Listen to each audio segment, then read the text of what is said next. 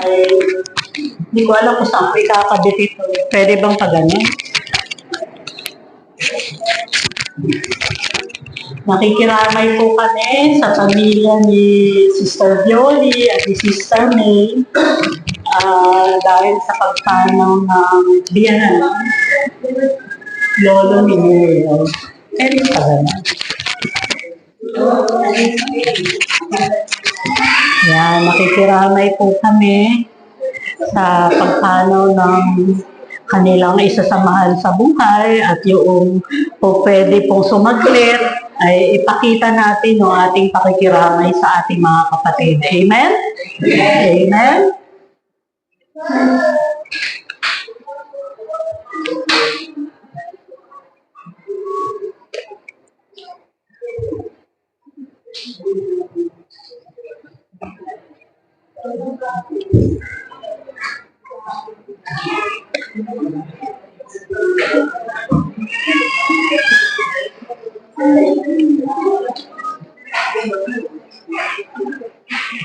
Talagang pag nandito si Sister Jenica, ang ating team ay nasa shade ng purple.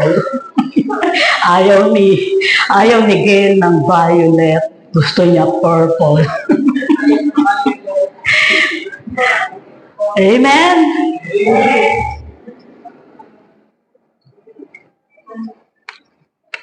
Sige po. Pwede bang palakpakan ulit muna natin ang Panginoon?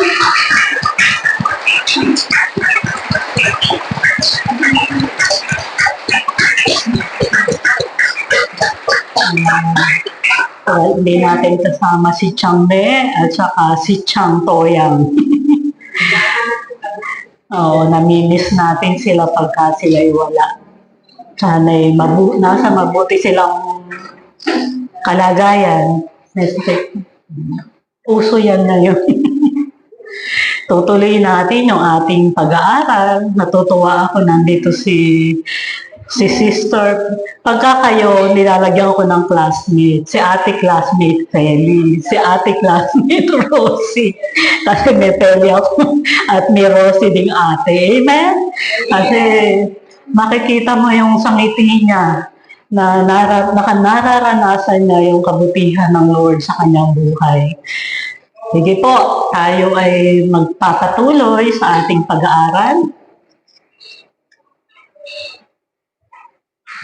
Ayaw lumipat, JM. Hindi kaya mahina na ibang TV.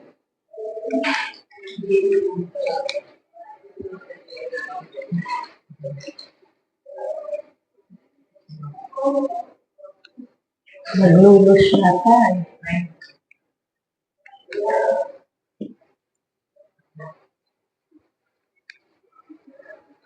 Sige, hanggang dyan na lang tayo. Welcome and blessed Sunday. Yan. Binabalik ko po yung ating, sabi nga, ang tawag namin dyan ay title card. Yan yung ating tema na nilakaran na. Natapos na natin yung hashtag follow. At yung kalahati naman, hindi ko na-update kasi hindi na ganyan ang logo ng Twitter, hindi na ibon. X na ang kanilang logo. Amen? Para lang sinasabi, napakaraming kaparaanan para makapag-share tayo ng gospel ng Ebanghelyo at mai-share natin ang ating Panginoon.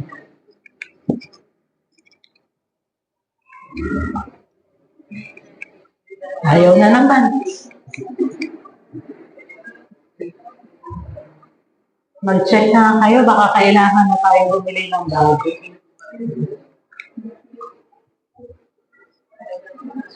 Hindi ba ito may problema?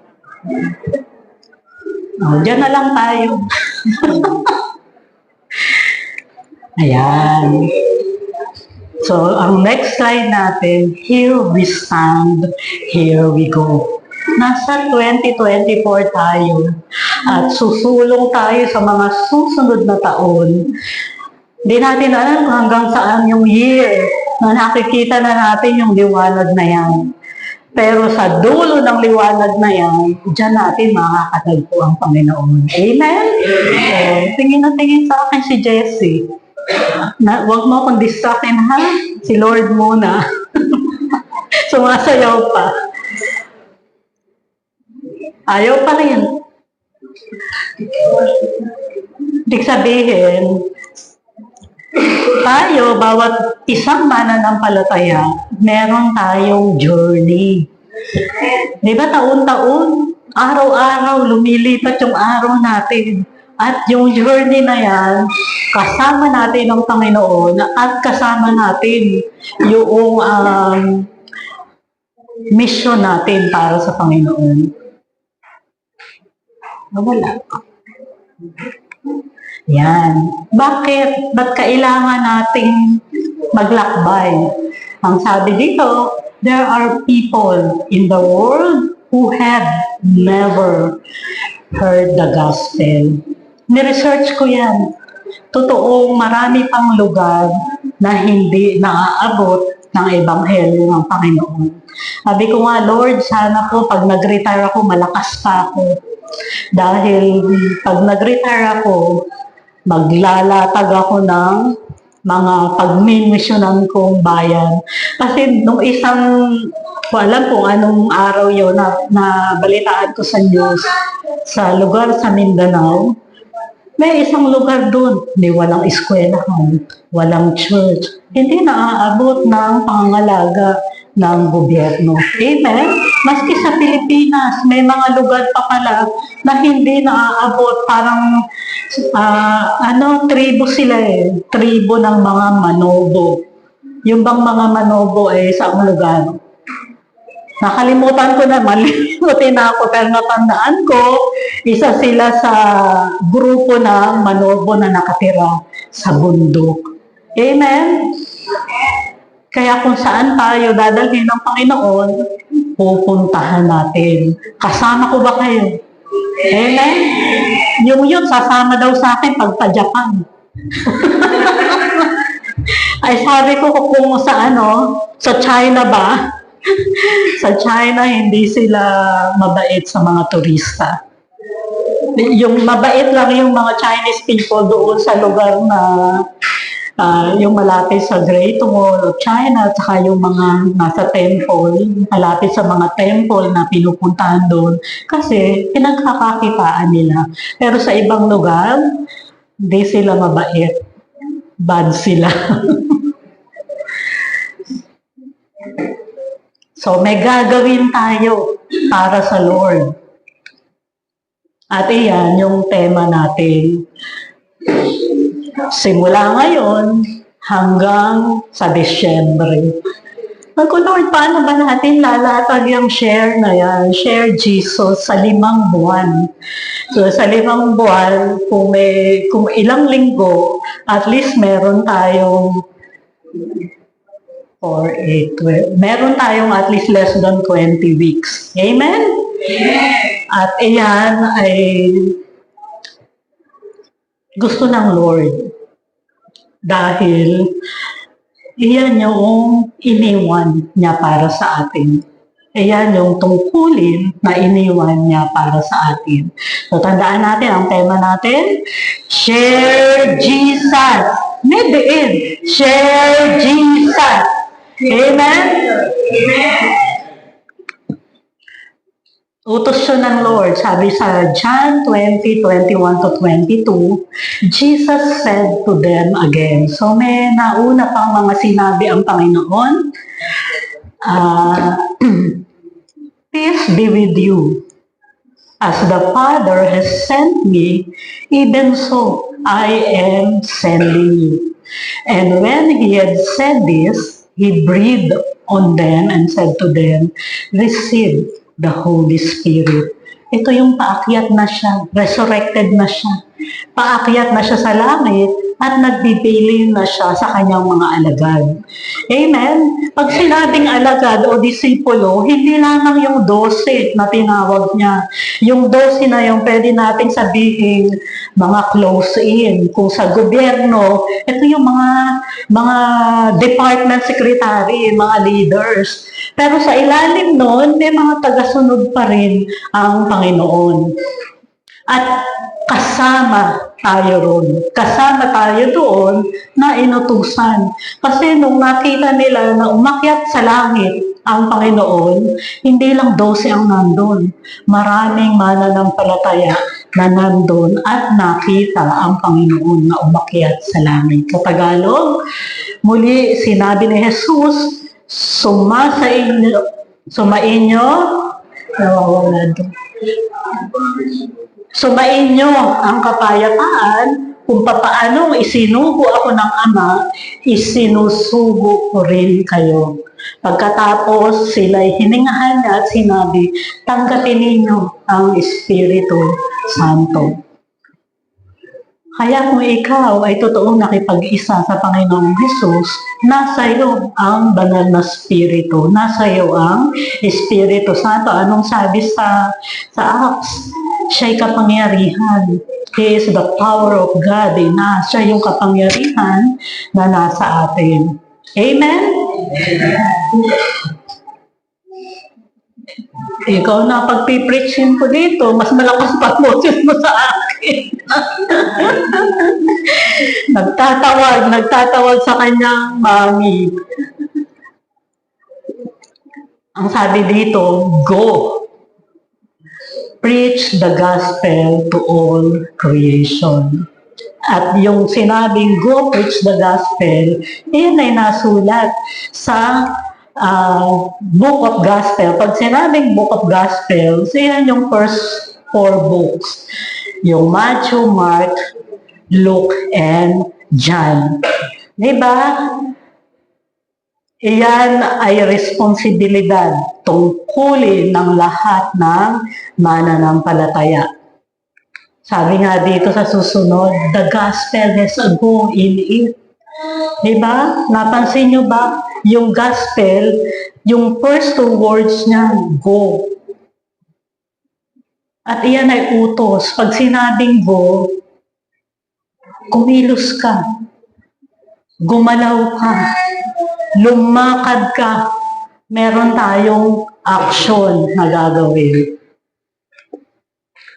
At ang kinuha ko lang ay yung mula sa Mark chapter 16 verse 15. He said to them, go into all the world and preach the gospel to all creation.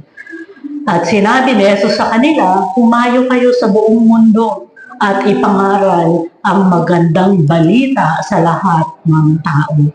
Sabi dito sa lahat. Sa lahat. Walang itchapuera. Walang hindi pwedeng hindi makarinig. Kasi hanggang hindi lahat ng tao ay makakarinig ng Ebanghelyo, yung pagwawakas at pagbabalik ng Panginoong Hesus para kunin ang mananampalataya ay hindi nangyayari. Amen? Kaya dapat bilisan na natin. Amen ba? Kasi gusto ko nang makita si Lord. Amen? Kayo ba? Gusto niyo na rin bang makita si Lord? Dalawa lang pala kami ni Sister Penny. Pastor Penny. Amen? Hindi lamang yung mga tagapagturo, yung mga ebanghelista, lahat tayo ay mga ebanghelista ng Panginoon. Kaya sa pag-aaral natin, ilalatag natin, ano ba yung pagiging ebanghelista? Ano ba yung sinasabing isinugo? Ano ba yung sinasabing humayo? Sa mga Kristiyano, hindi natin masyadong naririnig, pero sa mga INC at saka sa Jehovah's Witness, common na common sa kanila yung word na yan. Nakatatak sa kanila, humayo, sugo. May isang kakatok sa bahay mo, kami po ang sugo ng Panginoon. Amen? Kailan kaya natin gagawin? Kami po ay sugo ng Panginoon. Maaari po ba namin ibahagi sa inyo si Kristo? Ready ba kayo? O, malakas ang amen mo, Elder Tess, ha? Saka si Sister Linda. Tinitignan ko kasi yung mga ganon, yun yung ready na. Ready na ba? Amen. Dumami na. Pero, before we go, sabihin mo sa sarili mo, before I go, dapat alam mo. Diba? Kahit paano na isusulong ko yung GMA Pro, dapat alam mo. Ano yung una nating malaman? Kung anong ibig sabihin ng gospel. Kaya dapat memorize mo na yan. Dapat alam na natin yan. Bakit? Iyan yung dadalhin natin.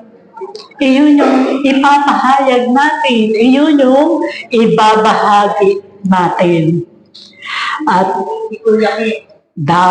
dapat alam natin, dapat kung sana natin ay nakatanim na sa puso mo, wala nang makakaagaw niyan, at pagbibigyan ka ng pagkakataon, maghahayag ka. Amen? Amen! Kaya naman, bago tayo mag-ready, get, set, go, reasons why we share Jesus Christ, the Son of God. Mga dahilan kung bakit natin ibinabahagi si Jesus. May mission tayo eh. Sabi nga para mas madali mong maisakatuparan yung mission mo, alam mo yung dulo. Alam mo kung ano mangyayari. Pag ginawa ko to, ito mangyayari. Ito yung goal. Ito yung malayo pa, pero napatanaw ko na yung katagumpayan. Amen? So muli, meron tayong 5 pag-aaralan tungkol sa mga kadahilanan bakit may utos sa atin ng Panginoon, bakit kailangan natin ibahagi o ipahayag ang Panginoong Hesukristo. Una, to fulfill the Great Commission. Wala dapat yung in. To fulfill the Great Commission. Kasi unang sinulat ko, to participate in the Great Commission. Pero para paigsiin, to fulfill the Great Commission. Upang tuparin ang dakilang utos. Simple lang ang utos ng Lord. Patungkol sa kanyang iniwan sa atin kung paano rin ang inutos sa kanya ng Diyos Ama. Hindi nga lang kasama yung pagpapapako sa krus, pero feeling ko na ipako yung isang kamay ko dahil kumikirot siya. Yung kaliwang kamay parang may maliit na bukol at kumikirot siya ngayon. Amen? Kasama tayo sa pagtupad ng dakilang utos ng ating Panginoon. Ano ba yung dakilang utos ng ating Panginoon? Iyan ay nasusulat sa Biblia, hindi lamang sa Matthew 28:19 to 20. Therefore, go and make disciples of all nations. Una, hanapin natin, gawin nating alagad yung mga tao, maging alagad rin sila ng Diyos. Pag sinabing alagad, tagasunod ng Diyos. Pangalawa, baptizing them in the name of the Father and of the Son and of the Holy Spirit. Iyan yung pagtatalaga. Kasi yung baptism, ito yung pagpapakita mo, pagpapasakop mo na niyakap mo na ang Panginoong Jesus. Kaya isa sa magiging programa ng church ay magkakaroon ulit tayo ng baptism. Amen? Sinong gustong magpabaptize, yung hindi pa baptize, o gustong magpabaptize ulit, ay gagawin natin yan. At yung sa 20, and teaching them to obey everything I have commanded you. Tuturuan sila. Kasi marami silang hindi alam patungkol sa Diyos, patungkol sa salita ng Diyos, patungkol sa kagandahan ng Diyos, patungkol sa plano ng Diyos. At pag nabuksan na sila sa mga bagay na to, nakikilala nila yung tunay na Diyos na dapat sambahin. Sa hindi nakakaalam, pag naglagay ng ... ang tawag po dun ellipsis. Ibig sabihin, hindi ko kinuha sa kabuuan yung verse 20. May last part na iniwan ako. Amen? Sa Tagalog, kaya't humayo kayo, gawin ninyong alagad ko ang mga tao sa lahat ng mga bansa. Bautismuhan ninyo sila sa pangalan ng Ama at ng Anak at ng Espiritu Santo. Turuan ninyo silang sumunod sa lahat ng inuutos ko. Amen? Hindi naman yung lahat ng bagong nakakilala sa Panginoon ay alam na lahat ng utos ng Diyos. Hindi naman lahat, ay marami nang alam sa Biblia. Amen? Kaya sabi nga, pag nalaman mo yung katotohanan ang magpapalaya sa iyo. Ayan yung nasa John 4:24 ba? Kung hindi ako nagkakamali. Bahala na, basta nasa aklat ng John. Ayan, tinama na ako ni Pastora Feli. So, iyan yung una. Ayan, umiiyak si Pau Pau ba yun? O si Princess na dog? Princess dog. Yung pangalawa, to seek the lost soul. Upang hanapin ang nawawalang mga kaluluwa. Kasi sabi ng Panginoon, siya yung shepherd of soul. Siya yung naghahanap sa mga tupa na isa sa katuruan niya, iiwanan niya yung 99 para hanapin yung isa, yung ika-100. Baka yung isa sa mga doon ay nandyan lang sa tapat, nandyan lang sa gilid, magkabilang gilid. Amen? Hanapin natin. Hindi nila alam na nawawala sila. Amen? Hindi nila alam na nawawala sila. Kaya dapat ipakita natin, ligaw ka, nawawala ka. Ako ay driver na hindi ako magaling na navigator. Amen? Sabi nga, hindi lahat ng driver magaling na navigator. Madalas naliligaw ako kahit naka-Waze. Amen? Kita ko na yung pupuntahan namin, pero hindi ko makita yung entrance. Nakatatlong ikot kami ni Pastora Feli. Amen? Mahirap. Tandaan natin siguraduhin mo lang na hindi ka ligaw. Kasi ang mangyayari, ikaw ay ligaw. Pag ligaw ka, ligaw din yung kausap mo. Amen? Katulad na lang ng sakay ko. Pag naligaw ako, kasama ko silang ligaw. Kaya minsan aabutin ka na. Minsan, ina-avoid ko nang mag-drive sa gabi. Hindi ko na masyadong nakikita. Ewan ko na ngayong magsalamin ako. Kasi nung umattend kami ng kasal nila Jenica, na-miss ko yung exit na Pulila, nakarating kami, yung pinakaunang exit, sa Bukawi. Ang layo ng ikot na kami.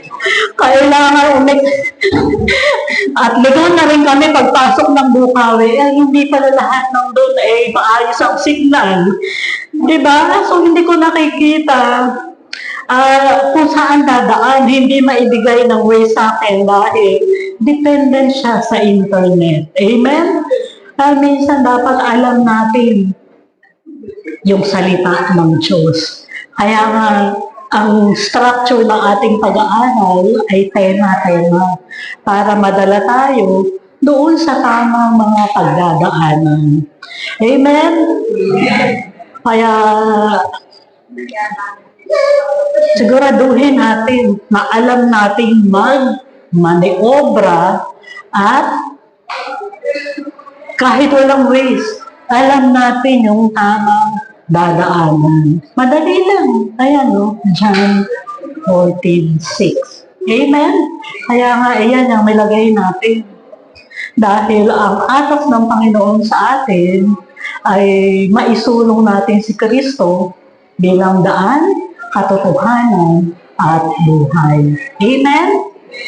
Amen ba? Amen. Kaya pag-isipan nyo kung sasabay kayo sa akin. Pag first time kong pupuntahan, baka, ayun.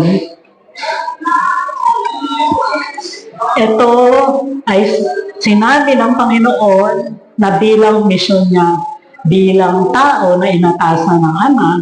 Sabi sa Luke 19:10, "For the Son of Man came to seek and to save the lost." Hahanapin mo muna. Kailangan mo silang hanapin. Yung iba, malalaman mo lang na nawawala pag magtatanong. Amen? Pero may iba na hindi magtatanong dahil feeling nila hindi sila nawawala. Amen? Kasi kung gano'n ang kaisipan ng tao, hindi ako wala, nasa tama ako. Hindi yan magtatanong. Amen?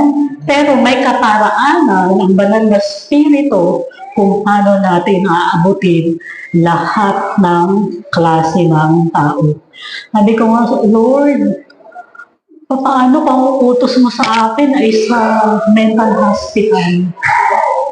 Paano ko, yun agad ang nasa isip ko, diba? Yung pinakamahirap. Paano ko aabutin? Yung wala sa sariling kaisipan. Pero alam mo kung anong sagot sa akin ng Lord? Mapapalad pa nga yung mga tao yun. Yan yung mga tao na hindi na nagkakasala, nag-e-exist na lang sila. Kumakain, kumikilos, nag-e-exist sila, pero hindi na sila nagkakasala. Oh Lord, nagkakasala pa rin. Bakit yung nakasalubong ko, natapatan ko lang, sinampal ako. Sinampal ako. Yung nagko-commute pa ako noon naglalakad ako dito sa tapat ng, dito sa may crossing. Ang ano ko doon, ganyan na nga sila, iiwasan mo pa. Meron din pa ng wisdom sa pag-iwas sa kanila. Kasi magkasalubong lang kami. Nung magkatapatan kami, bigla akong sinampat. Malakas, mahilo ako Nakakita ako ng mga estrella. Kaya sabi ko, tama pala yun. Pag sobrang lakas, makakakita ka ng mga estrella. Amen? Sa Tagalog, ang anak ng tao ay naparito upang hanapin at iligtas ang naligaw. Yung mga naliligaw, kailangan nila na tulungan para madala sa tamang direksyon, sa tamang daan, patungo sa Panginoon. Nabilis ba ako? Number 3 na. Siyempre, to extend God's love upang ipaabot ang pag-ibig ng Diyos. Hindi ko nauunatin yan. Halos pinaniwanag na kanina ni Pastor Aris. Yung sa Lamentations 3:22-23. Ganyan ang pag-ibig ng Diyos na para sa lahat, pero hindi lahat ay nakakaranas ng pag-ibig ng Diyos. Amen? Yun lamang simpleng pumasok ka sa office. Sabi ng Lord, umuwi ka na, huwag ka na mag-OT. Umuwi na ako. Pagdating ko sa tinutuluyan ko sa condo, biglang bumuhos ang napakalakas na ulan. Hindi ba pagmamahal din ng Diyos? Amen? Minsan sabi ko, Lord, iba ka talaga.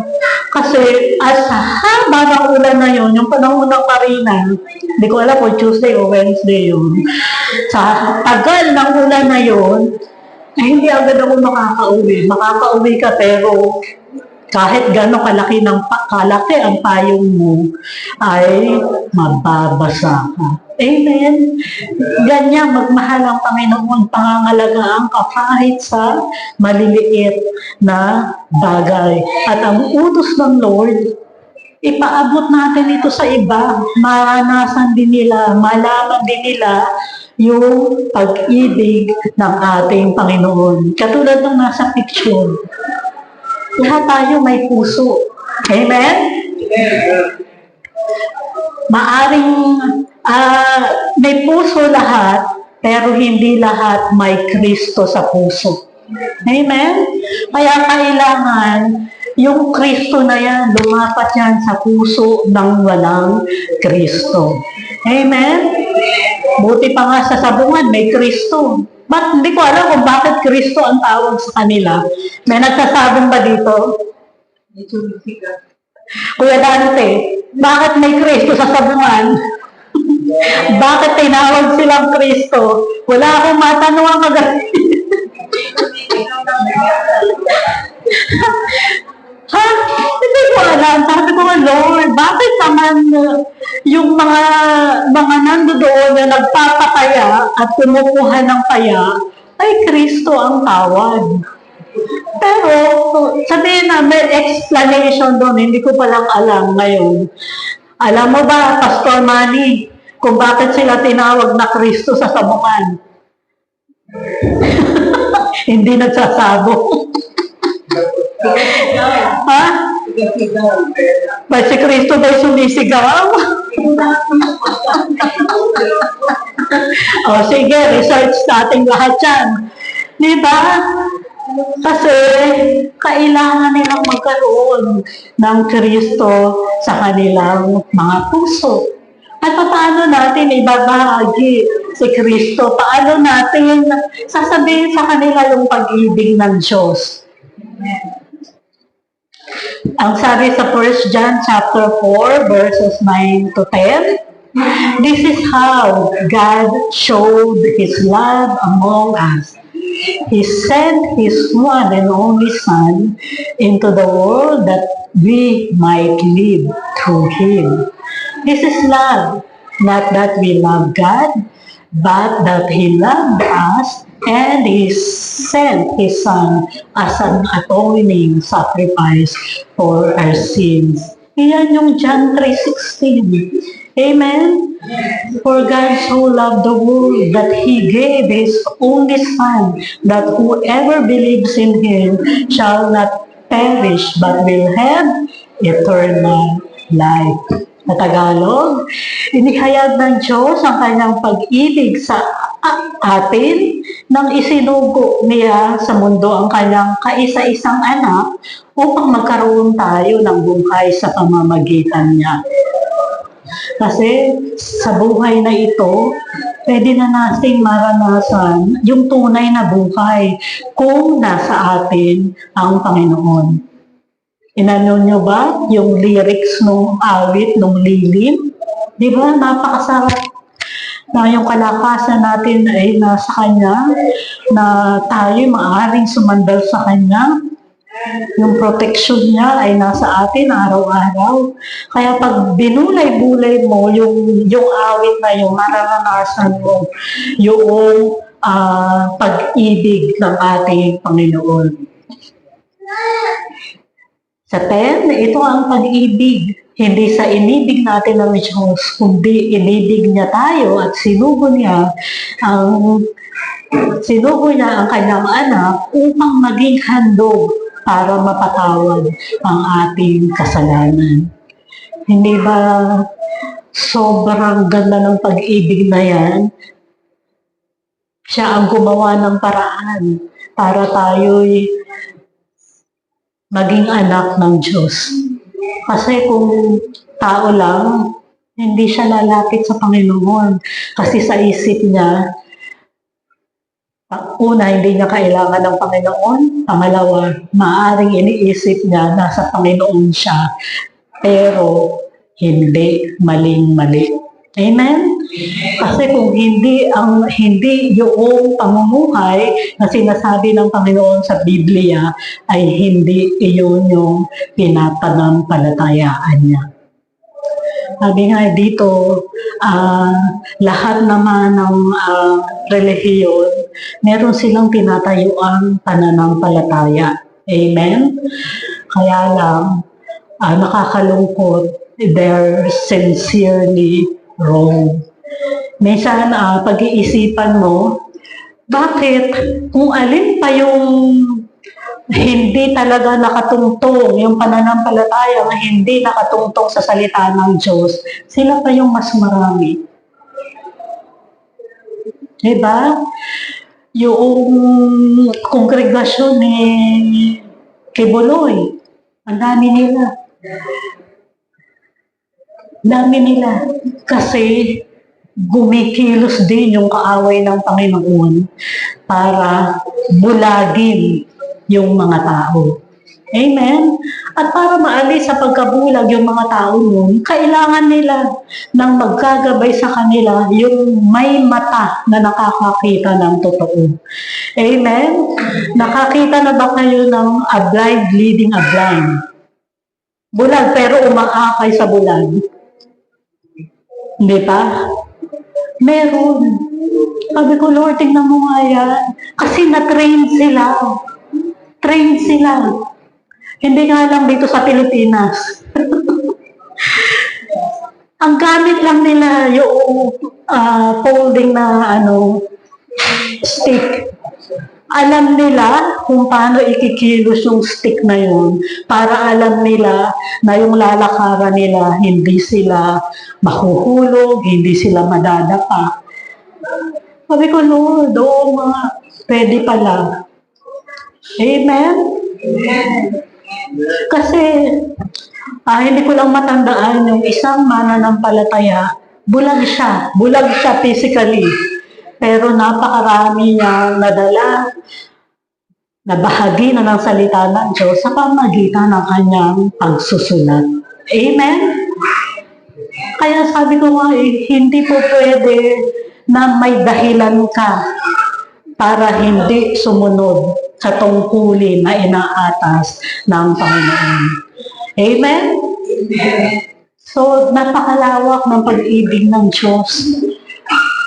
Yung naranasan natin kung paano tayo iniibig ng Diyos, abutin natin yung nangangailangan na makaranas din ng pag-ibig ng Diyos. Amen? Kaya dapat makita muna sa atin yung ipapangaral natin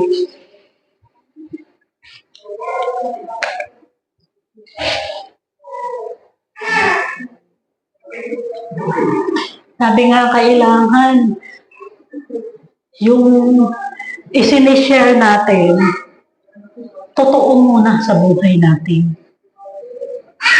Kasi hindi ka magiging credible, hindi credible sa Tagalog. Hindi ka magiging kapani-paniwala kung hindi nakikita sa buhay mo. Amen? Sabi ko, Lord, oo nga. Kasi yung pananaw ko dati sa sarili ko, sobrang baba. Pero inalis mo ako doon para yung mga kapareho kong ganun din yung pinagdaanan, matulungan ko, magabayan ko na maiangat nila ang kanilang sarili. Amen?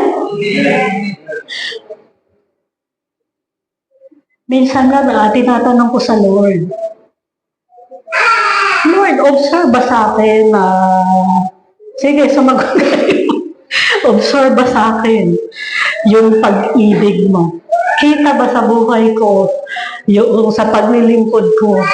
Tama na ba? Kulang ba? Kasi kayo ang makakapagsabi. Pero binibigyan naman tayo ng, sabi nga pagka malapit ka sa Lord, maririnig mo ang tinig niya. Kaya, iabot natin. Dati rin magagalitin ako. Di ba? Hindi lang halata. Pero tanungin nyo yung staff ko. Sabi na nga, yung mga staff ko sa office. Kasi may pagka-obsessive compulsive ako. Pag ang trabaho nila, kailangan matutunan nila yung tamang trabaho. Sa akin kasi hindi pwede na. Kahit paulit-ulit yan, basta pipirma ako dyan sa kasulatan na yan, hindi yan mapipirmahan ng hindi, sa akin ay hindi pa tama. Amen? Yung ating Panginoon, ganun din ang gusto. Kaya nga sabi niya, He who began a good work in you will complete it until the day of Christ. Ayan ay nasa Philippians 1:6 ba? Tama na ako. Dapat may mga memorize tayo ng mga salita ng Diyos na kukubuti natin. Kasi pag kumausap ka ng tao, hindi mo alam kung ano ang sitwasyon niya. Pero habang kinakausap mo siya, sa gabay ng banal na spirito, makakakuha ka ng pagkakataon, makakakuha ka ng butas para maramdaman mo yung pangangailangan ng kausap mo.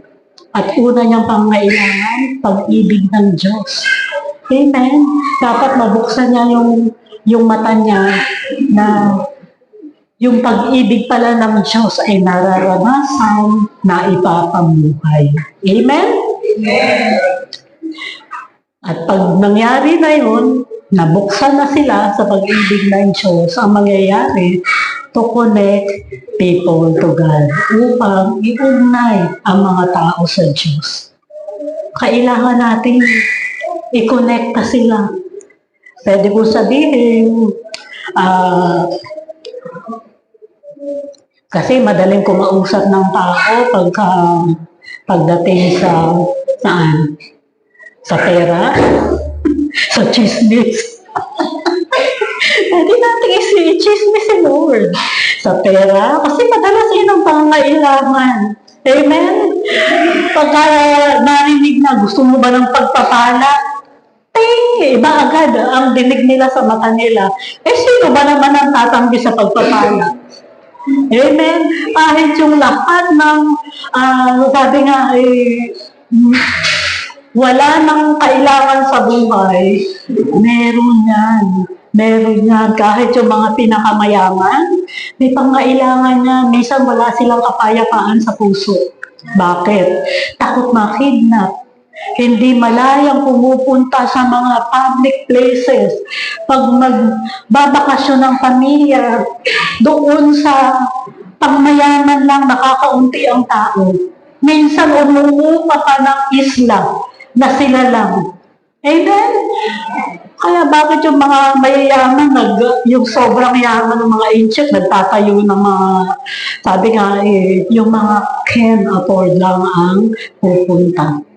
Example, sabi ko, Lord, kailan kaya ako pupunta ng Balisin Island? Amen?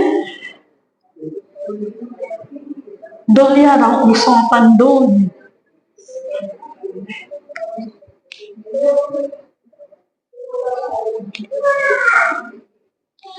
At makakapunta ka lamang doon kahit kaya mo magbayad, dapat may member doon na mag-i-sponsor para sa iyo. Amen?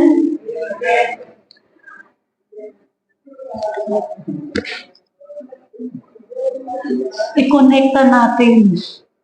Sabi ko, yaan mo na hindi ako makarating ng Balisin Island. Ang hihintayin ko na lang yung langit. Yung Garden of Eden. Kasi doon muna tayo pupunta sa paradise. Diba? Sa inyo na yan, Balisin Island na yan. Pero, kung may panahon kayo na, di ba, makapag-travel, maganda rin nagta-travel. Kasi, nakikita mo yung kagandahan ng nilikha ng Panginoon, yung kagandahan ng creation ng Lord. Pero, sabi ko nga, Nung nagpunta kami ng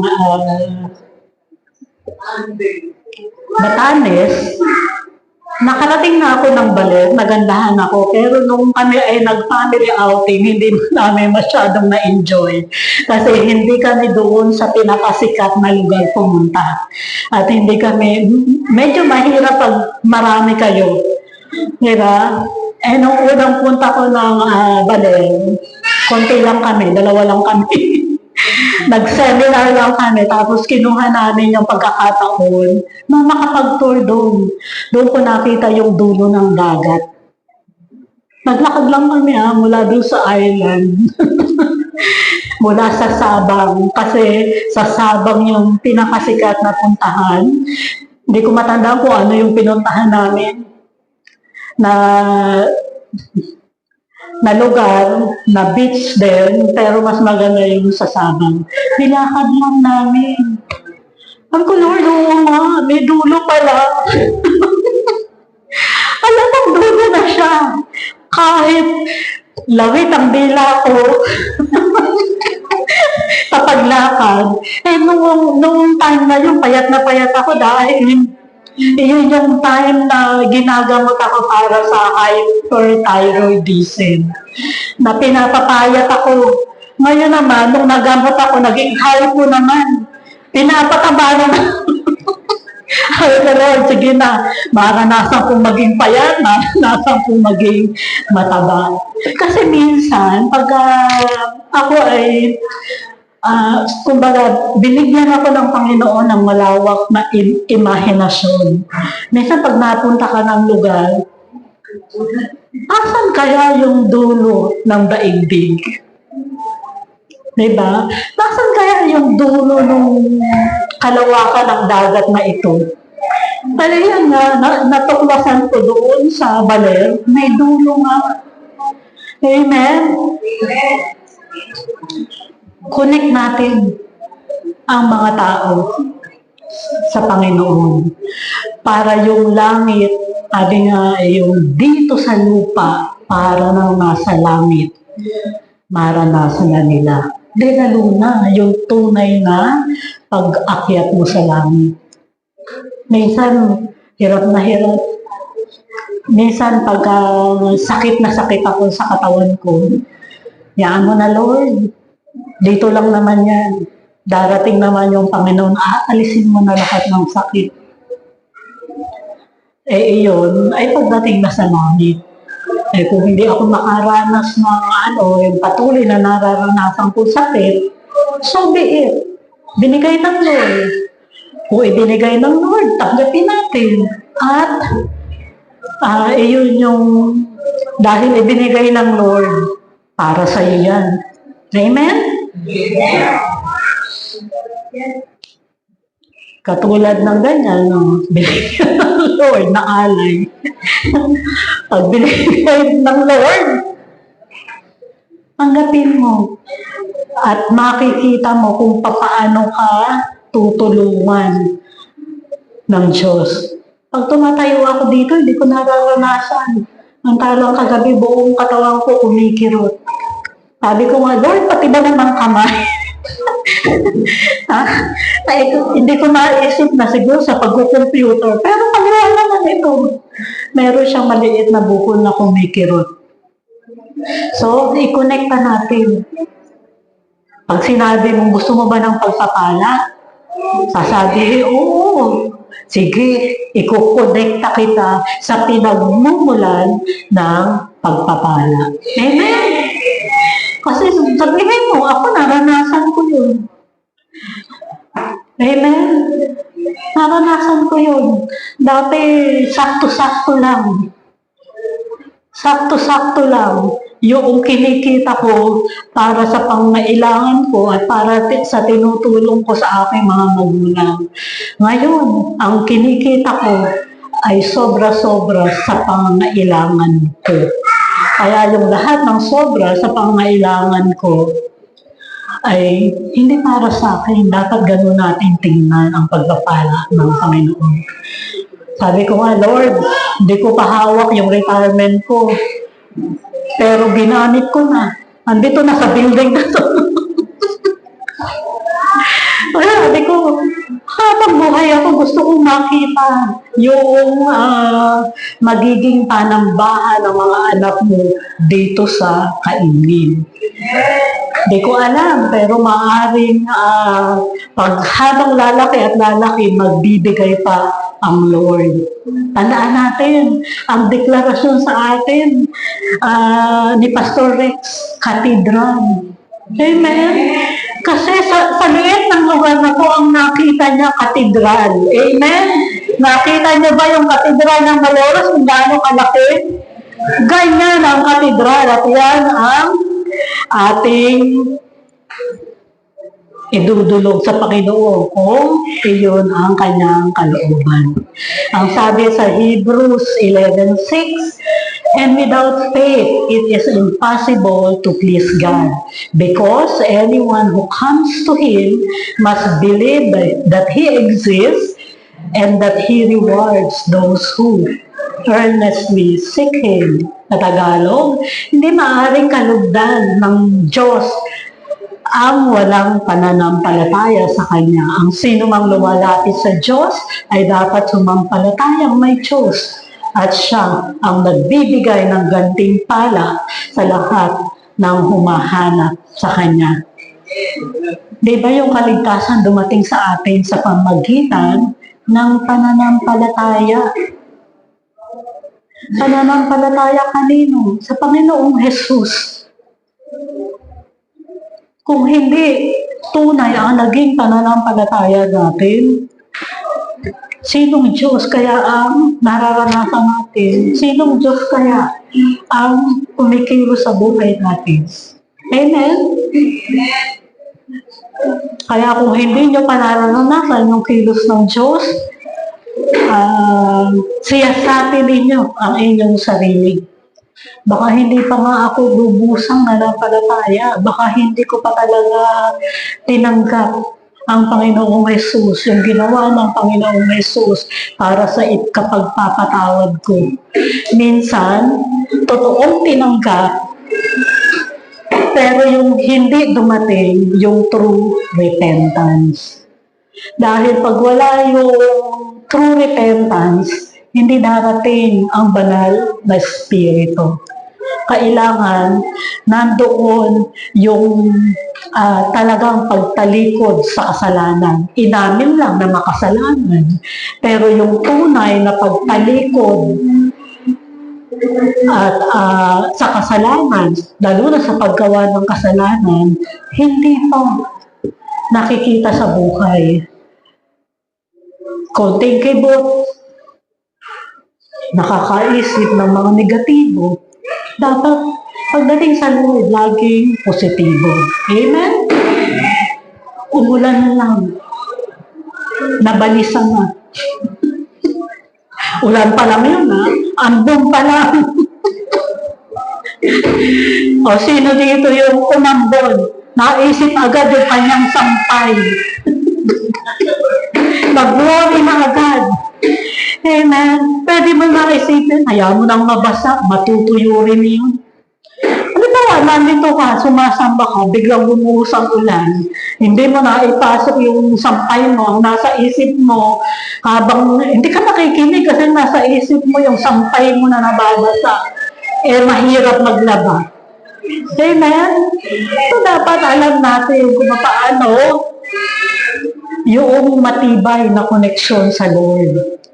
Hindi ka mapapadapa kahit sa pinaka-grabing pagsubok na pagdadaanan mo at ibibigay ng Diyos. Bakit? Bakit tayo dumadaan ng pagsubok? Pinapatibay ni Lord yung pananampalataya natin.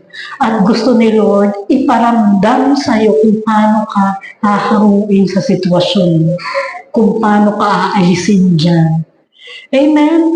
Kasi kailangan natin ng experience. Yung karanasan sa gagawin ng Lord, yung mga gagawin ng Lord, kailangan natin ng maraming karanasan.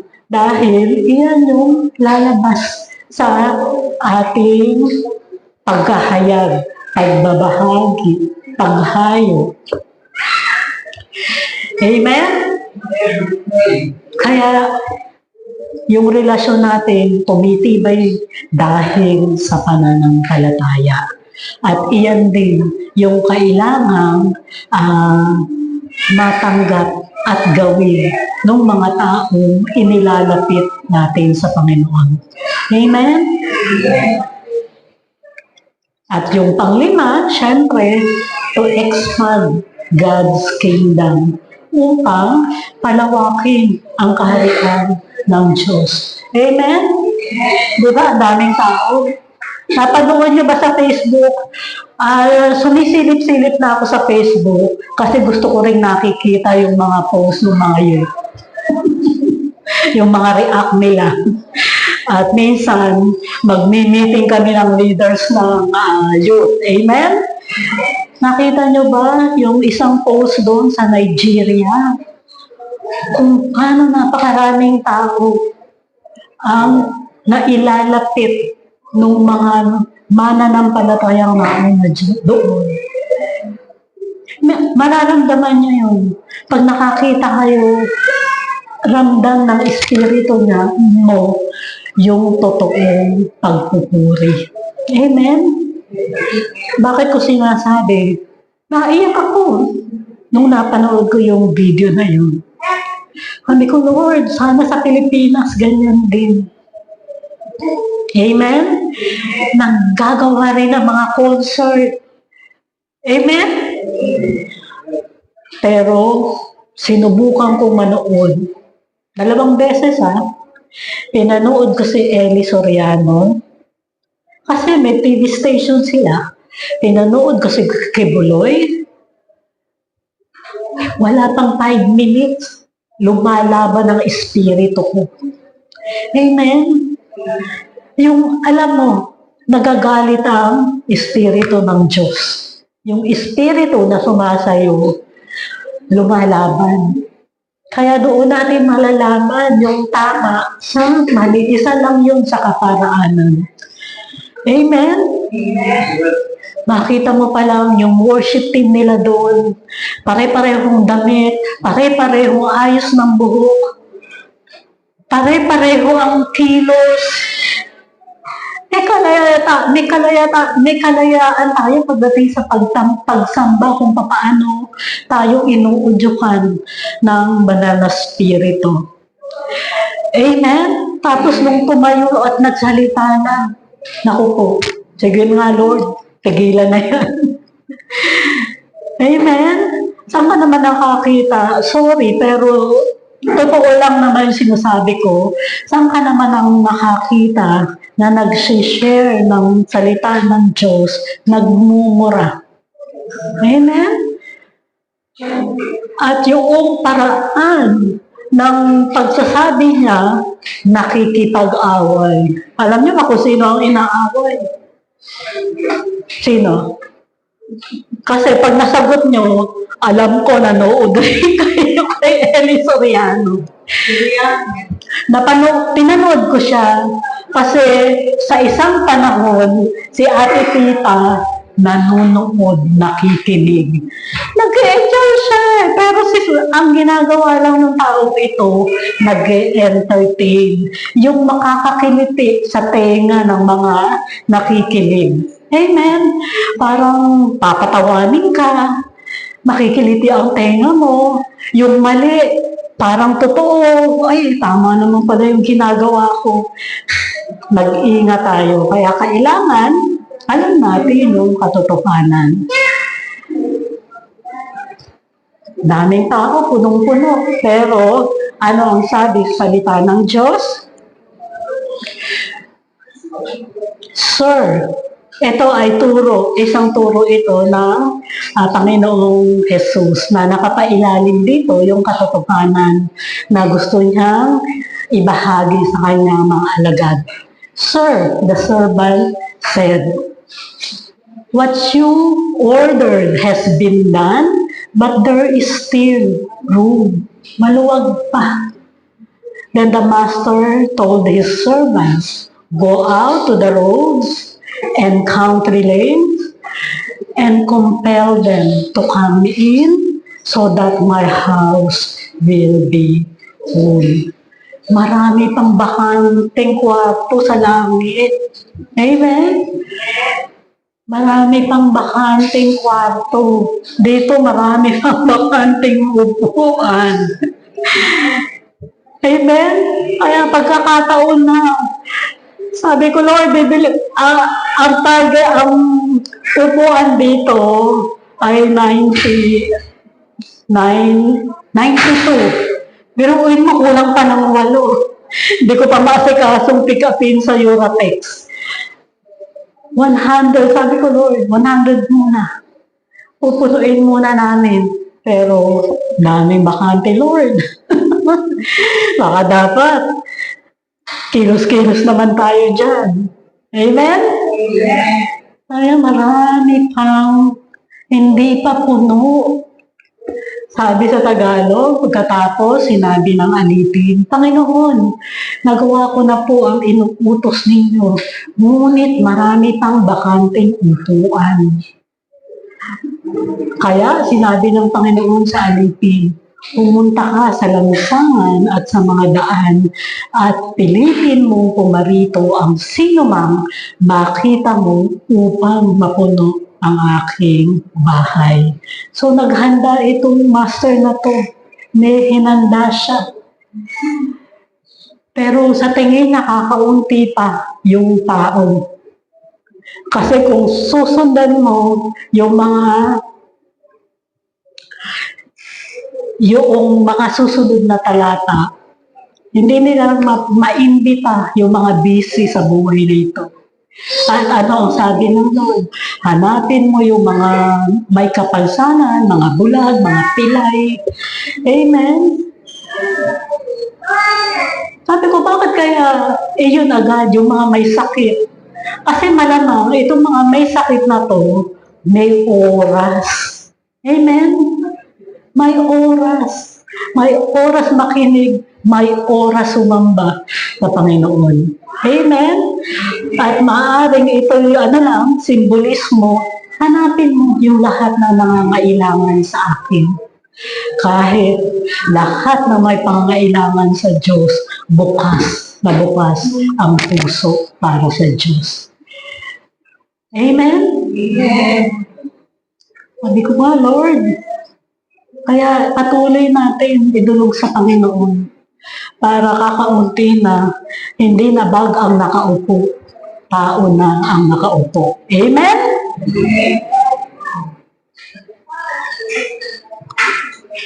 Ano ba yung sharing? Sa simpleng ilustrasyon na yan, kung ikaw yan, may cross, ang daming arrows, mga palabas. Pag lumabas yan, kung iyan ay, ano yung tawag doon sa ganun? O yung sa archery? Ha? Hindi target, yung palaso. Kung iyan ay may mga palaso, pag tinira mo yan at asintado ka, may tatamaan yan. Nakita niyo ba si Cupid? Gawin natin yung iniisip ng mundo. Akala nila sa pag-ibig lang yun. Gawin natin sa pag-ibig ng Diyos. Papanain ni Cupido ang puso. Pag asentado ka, may tatamaan yan. At kung ilang palaso yung pinawalan mo, papasok yan sa iglesia at sa kaharian ng Panginoon. Ganon lang, kasimple yung paghahayan. Ganon lang kasimple, pero maraming mga kaparaanan na bubuksan sa atin ng Diyos kung papaano natin magagawa. Amen? Ilang palaso na kaya ang naitira ko? Amen? Hit and miss ba ako? Kung tatama, ay kung hindi naman, pero ako'y naniniwala na kapag kalooban ng Diyos, tatama. Ang sabi doon kanina sa huling verse, Pilitin mong pumarito ang sino man nakita mo upang mapuno ang aking bahay. Minsan kailangan pilitin. Merong kailangan mo ng pilitin bago makaunawa. Pero kung makikiramdam kayo, kung ang pagpipilit ay ang mangyayari, mauuwi sa away, tigil muna kayo. Idulog nyo muna sa Panginoon. Amen? Kaya sabi nga, yung mga nagnanais na yung pamilya ay mabuo sa isang pananampalataya at sa isang iglesia, darating yung kapanahunan na yun. Amen? Pilitin. Merong magpapapilit. Merong kunwari ayaw. Pero pag inumpisahan mo na, magbubukas ang Lord. Pero kung sa tingin mo, makikita mo sa tao yung bukas at sarado. Amen? Pag bukas, sige, go, go, go. Sabi nga ni Rupan go, go, go, fight, fight, fight. Hindi ko lang makuha yung action niya. Amen? Napanood ko sa family feud. Go, go, go, fight, fight, fight. Diba? Gawin lang natin ng tama. Kaya, magagawa natin yung kingdom expansion. Dahil ang sabi ng Lord sa Isaiah 55:11, my word which goes forth from my mouth will not return to me void. Lahat ng nasulat sa Biblia ay salita ng Diyos. Narinig ito ng taong sumulat, kaya naisulat sa Tagalog. Magiging gayon ang aking salita na lumalabas sa bibig ko. At ito ay babalik at hindi ito babalik sa akin nang walang bunga, kundi gaganapin ang ayon sa layunin ko at magtatagumpay sa bagay kung saan ay isinubo ko ito. So binibigyan tayo ng Lord, ng word.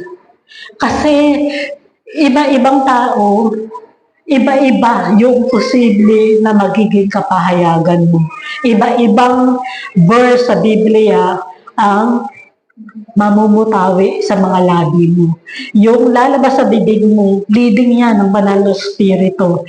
At ang sabi, magaganap nito yung bunga na inaasahan ng Panginoon. Hindi pwedeng wala. Kasi may kapangyarihan na nakapaloob sa salita ng Panginoon. Amen? Amen? Kaya huwag tayong magtipid kahit isang linya.